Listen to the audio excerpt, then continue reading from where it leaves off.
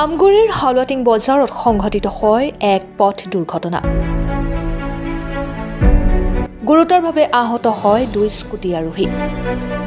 হালুৱাটিং বজাৰৰ পথত আহি থকা এখন স্কুটিক এখন ডাম্পাৰে খুন্দিওৱাৰ ফলত 2জনকৈ স্কুটি আৰোহী গুৰুতৰভাৱে আহত হয়। দুৰ্ঘটনাত পতিত হোৱা স্কুটিখনৰ নম্বৰ AS04Z6833। হালুৱাটিং আৰক্ষী ঘটনাস্থলীত উপস্থিত হৈ আহত 2জন যুৱকক আমগুৰি সামূহিক চিকিৎসালয়লৈ প্ৰেৰণ কৰে যদিও চিকিৎসকে উন্নত চিকিৎসাৰ বাবে 2জন যুৱকক যোৰহাট মেডিকেল কলেজলৈ প্ৰেৰণ কৰে।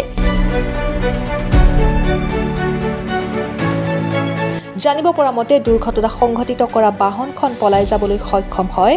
দুৰ্ঘটনাত পতিত হোৱা স্কুটিখন হালুৱাটিং আৰক্ষীয়ে জব্দ কৰিছে।